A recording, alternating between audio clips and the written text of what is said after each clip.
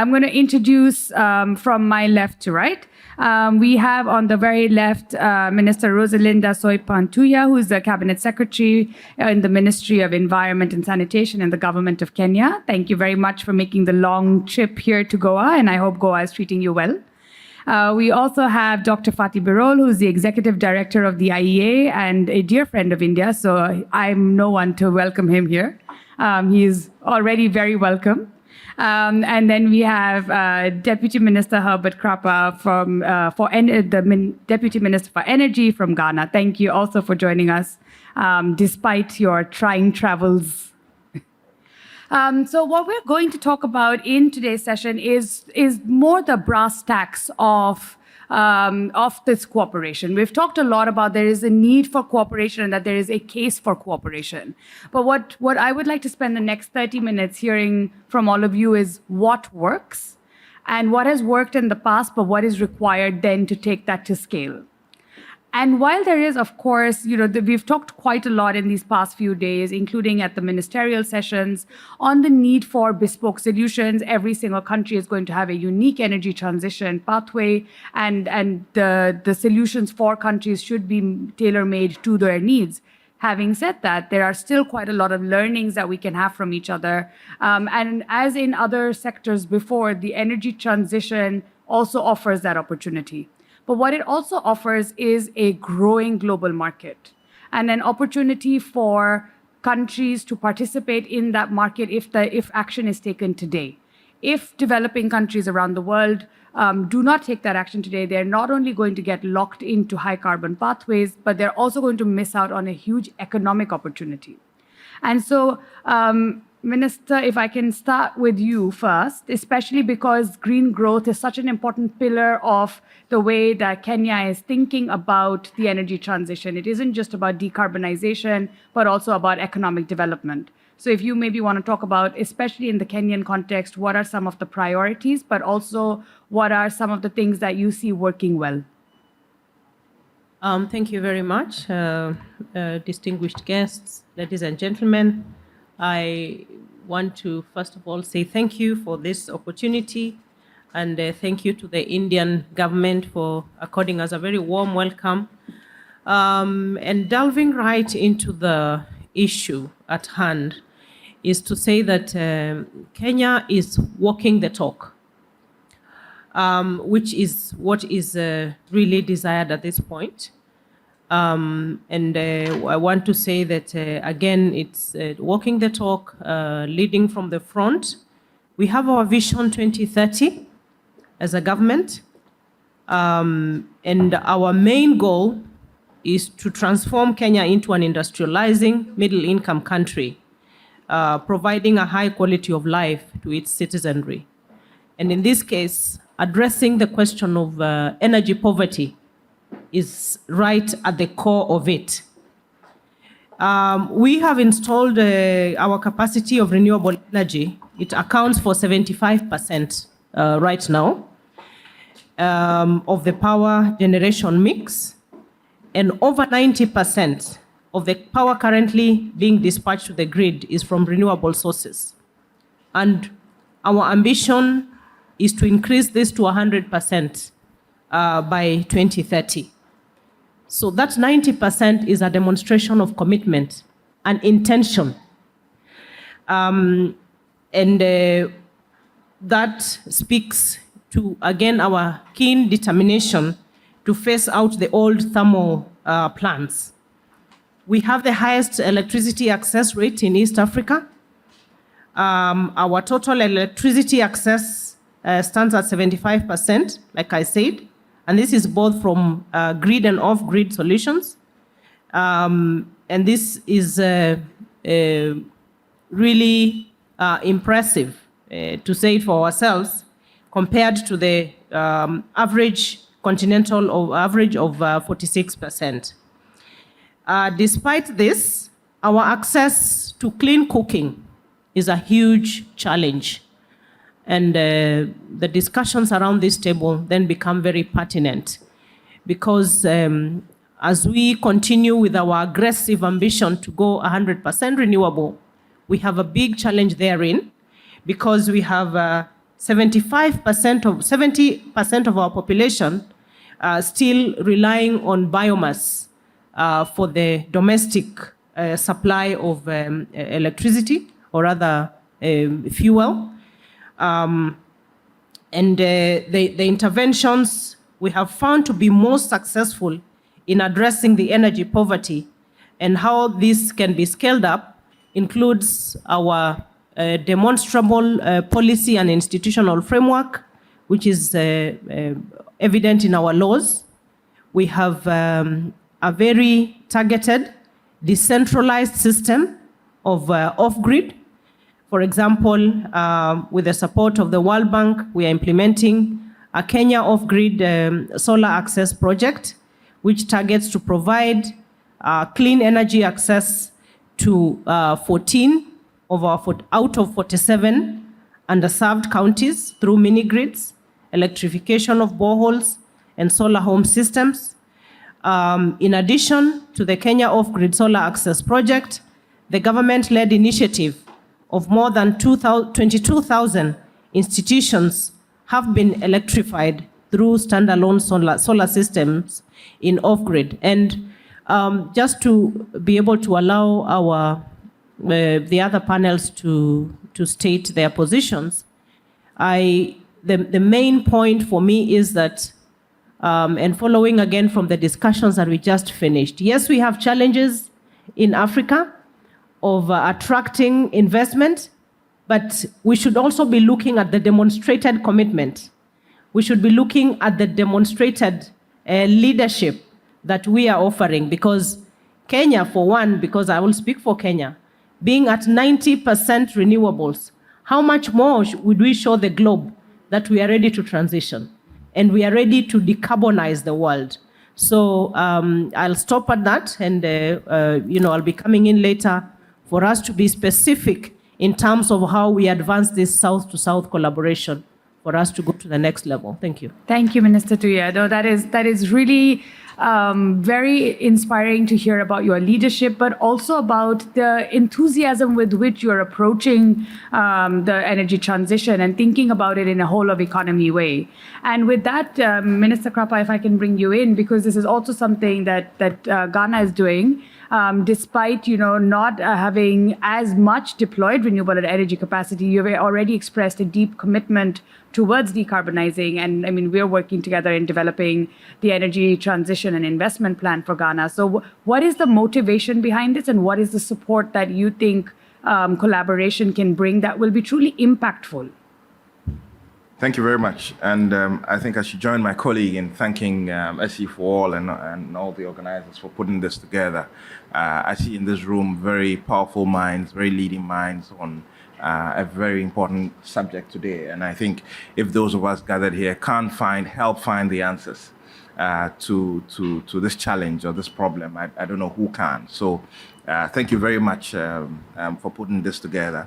In Ghana, we have found that what is crucial to lead the conversation is really policy and a commitment to back that policy with action. So when we started, for instance, the self-help electrification program all the way in 1989, you'll find that by then there was a 15% penetration in terms of electricity access. But that program, that policy helped to get communities involved in bridging the energy poverty gap. So communities that were within 20 kilometers radius of the grid, who could contribute to the poles, were connected onto the grid. Today, as we speak, I think Ghana should be the leader in sub-Saharan Africa on electricity access. That's 88.85%. And we find that the idea that you have a robust policy, which you back with the commitment, really helps to tackle some of these very teething issues that we are now doing with a renewable energy master plan. That master plan is to see that by 2030, we have about 10% penetration in terms of renewable energy. We have scaled up the renewable energy program, we have deployed some mini grids in island communities in what we are calling the last mile to be able to ensure that by 2024, 2025 at the latest, we have universal access. So currently, as I speak to you, just before I left Ghana, I chaired another meeting that is looking to deploy another 35 mini grids in these island communities scattered across the country where it has been really difficult to take the grid. We are also deploying the distributed renewable energy program, which is looking to install standalone solar on. Currently, the program that we're rolling out is looking at 750 rural SMEs, some 400 rural schools, 300 rural public health institutions, and what we are calling shared centers, if you like, about 100 of them. We're also looking at developing a plan for net metering to ensure that what the excess power that is generated from solar is stored on the grid, and whenever consumers want to take it back, they're able to do that. We're making sure that we're getting the traditional hydro and thermal generators to now start to diversify. For instance, the Volta River Authority, which is the biggest hydro generator and thermal generator, has now done some 22 megawatt solar and is currently in the process of deploying 150 megawatts wind. Bui Power Authority, which is also a very large hydro generator, is also currently commissioned a 50 megawatts solar, which we're looking to upscale to about 250 megawatts. So we have a renewable energy master plan that is looking at all the different facets. And the good news is that we've developed our energy transition framework, which SEforALL is very graciously and generously supporting us to develop into an implementation plan. And we believe that once we're able to get that implementation plan developed, we're able to then attract the necessary investment and funding that help to curate some of these projects all the way to financial close for implementation. And we think that really is the way to go. How we bridge the gap, what is outstanding, mainly with renewables, and how we're able to then take advantage of the energy transition as a result, decarbonizing, ensuring energy efficiency, energy access, energy security. Our plan is to, by 2070, ensure that we've introduced about 45% nuclear as the base load, and then renewable energy, and then, of course, natural gas to power some of the outstanding thermal plants, which we believe would push down the cost of power to about 4.5 cents.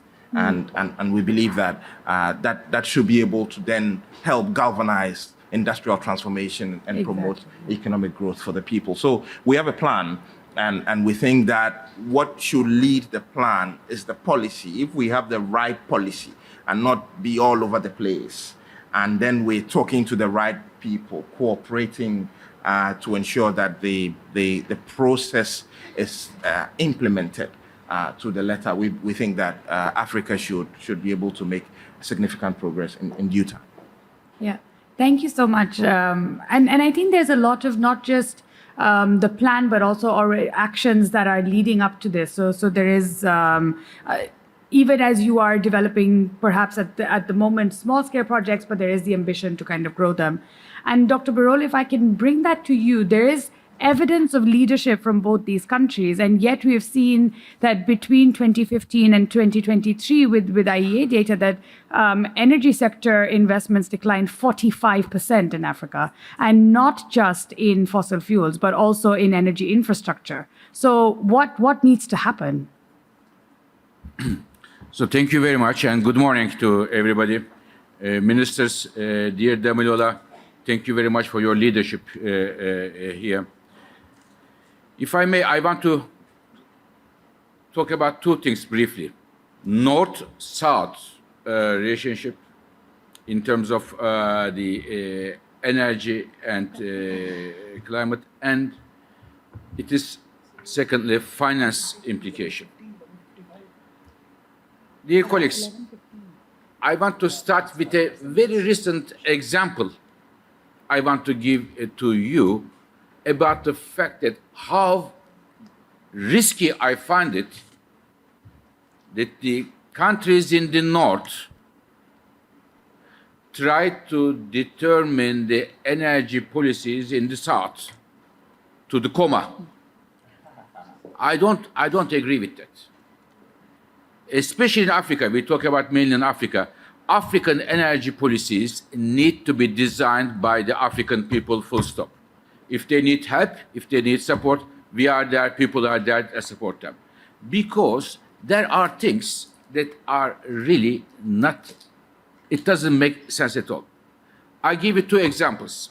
If I can suggest you to have a look at, just last week, I published a joint article with the President Ruto of Kenya about the new African Energy Pact. Just have a look at it. Now, natural gas. I want to go direct to the point that my friend from Ghana mentioned. So many people say that the African energy problems, energy access to electricity or others, should be addressed by renewables. That's for sure. This is the number one priority, renewables. Solar, wind, hydropower, geothermal, wherever we have it, and some other cases, bioenergy.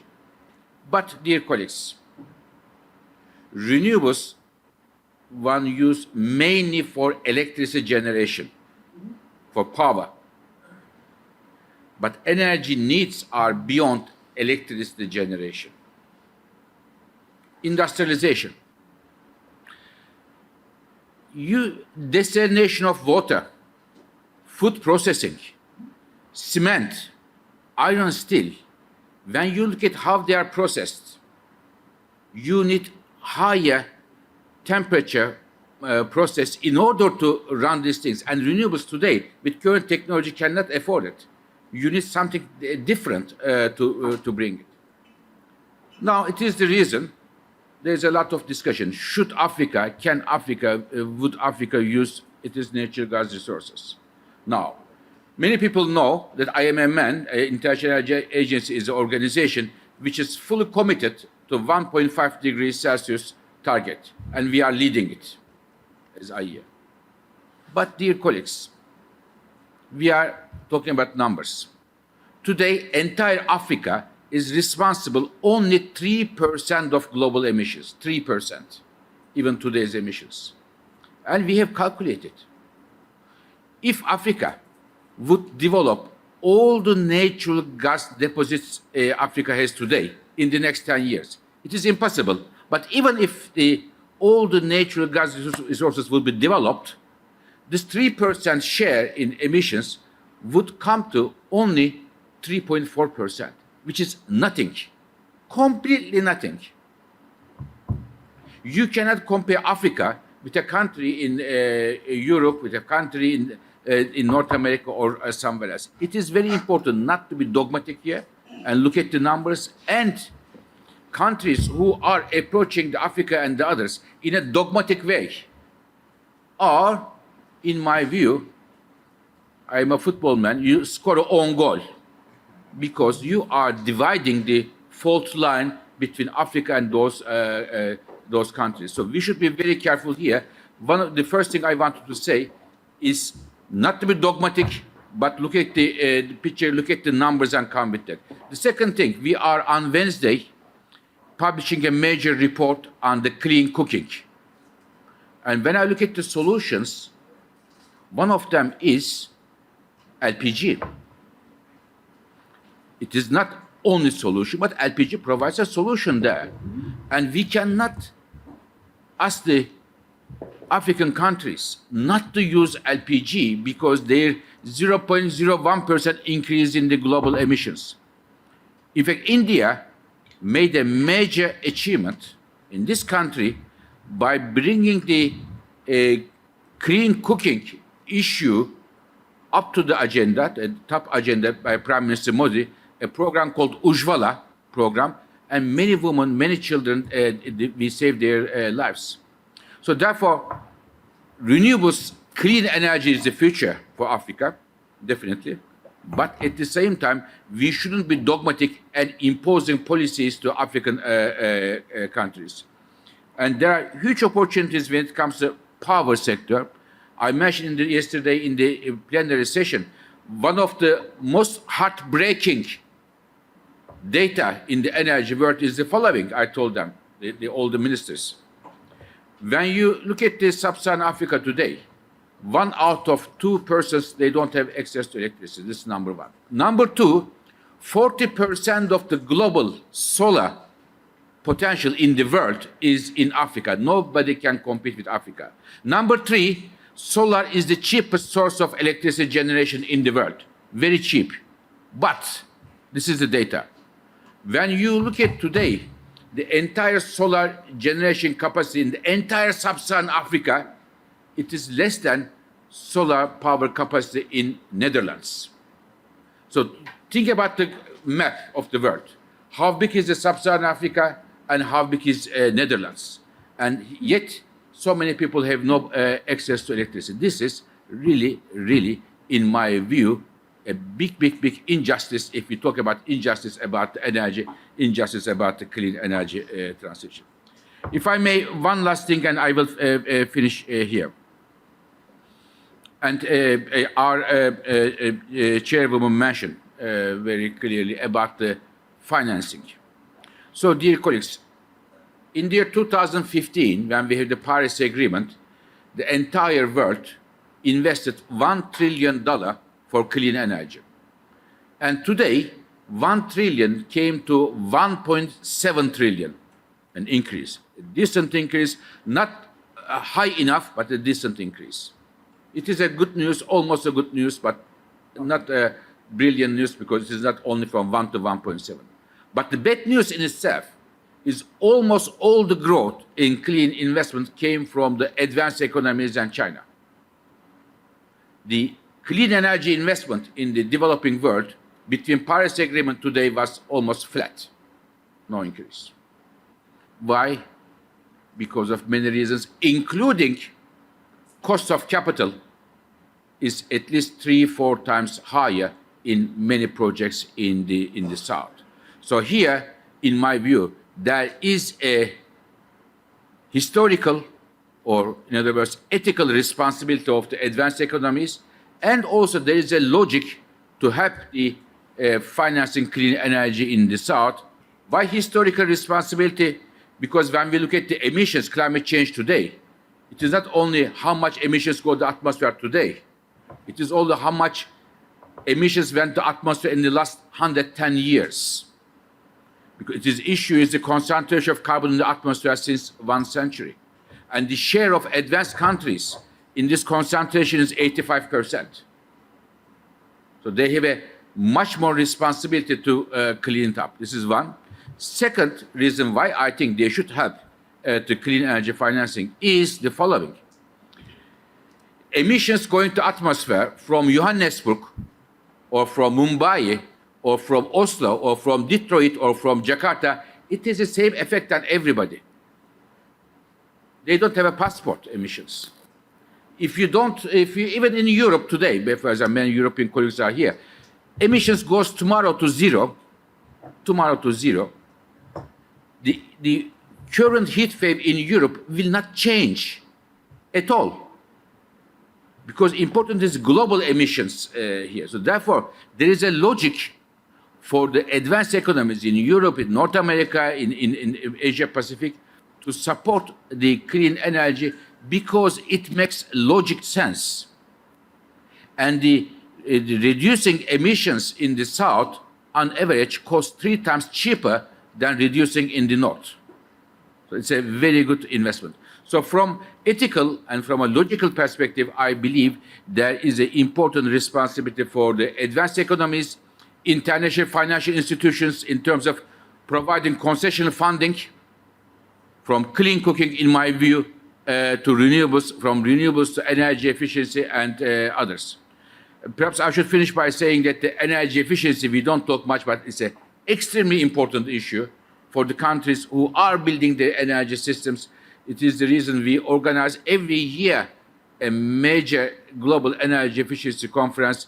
The Deputy Minister of Ghana was in Paris with us, and next year we are going to organize a global energy efficiency meeting in Nairobi, chaired by the Minister Chirche of Kenya. And let's do not forget the energy efficiency as well. But please do not forget, we need the policies in the north, global north, to be much more fair, much more efficient, and much more agile. So thank you very much. Thank you, Dr. Birol. And to further detail out the point that you made around both the access to capital as well as affordability of capital, all of you have on your desk a 2-page summary that makes that point quite clearly. But I think that, and what that does is it's not so much, and the finance scenario may not be specific to clean energy, but what it does is it prohibits that the pace at which this change can be made, even if there is a detailed political and policy level commitment to the energy transition. We're about 13 minutes to go, and I want to use this for to do a list of what are the things that need to happen.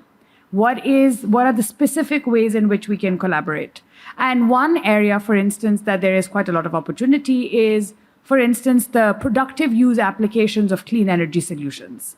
And this is especially true because the kind of productive uses that some of our countries, our people in our countries are employed in, a lot of them are agriculture-based solutions, etc., are just different than in advanced economies, just because of the type of agriculture being different or the type of activities that rural households are involved in. And we're going to go and see this afternoon, for instance, the exposition where some of these technologies are being showcased. But an activity like, say, solar-based irrigation pump sets, it boosts agriculture productivity, is good for the economy, is a mitigation action, and is an adaptation action. And so how do you get say, for instance, an activity like that to grow at scale? So Minister Tuya, I'm looking to you to say, you said you had some specific ideas on how we can get this cooperation to really work. What are those touch points in your opinion? Thank you very much. I will build on from Birol's proposition. You know, when we talk about solutions that work, then they must be homegrown for them to have a sustainability thread.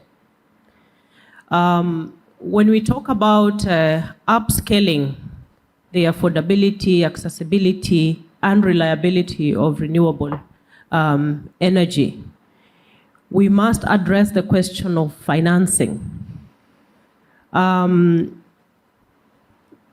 We cannot overemphasize the fact that we have all the necessary ingredients in Africa, in Global South, for this scaling up and the urgency that we require in tapping into renewable and clean energy. But we must also have an honest and deep conversation about how is the available financial architecture? How does it work? How does it translate to tangible and practical solutions for Africa and the Global South? And that is why the 3 key themes that we want to bring the world to discuss in Nairobi is the available opportunity in Africa for green growth, and at the core of it is renewable energy. At the core of it is carbon sinks that are available and we offer in Africa. But also, beyond that opportunity for green growth is we must open ourselves up to discuss the global financial architecture that is agile and extremely responsive to the special needs for Africa. And that is why one of the outcomes we want to achieve in the Nairobi Declaration by a common, strong African voice supported by allies from the globe who associate with the way we see it is we must think of a new global architecture that is responsive to the specific needs of the region.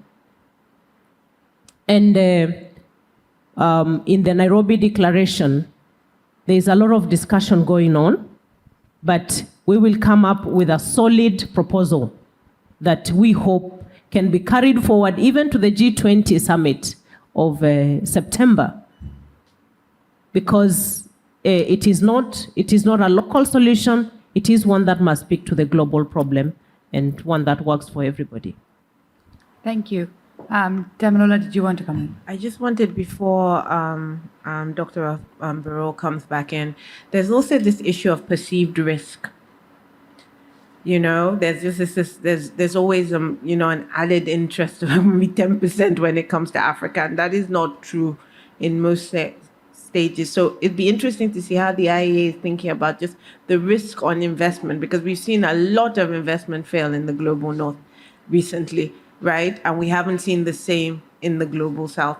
So is there any way we can help with just this perceived risk issue that we have when it's investing in African renewables and in the energy sector?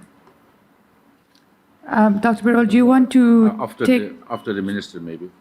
Maybe we close on the finance issue, because I want the minister to maybe take on a slightly different question. Okay, perfect. So I would say the following. We have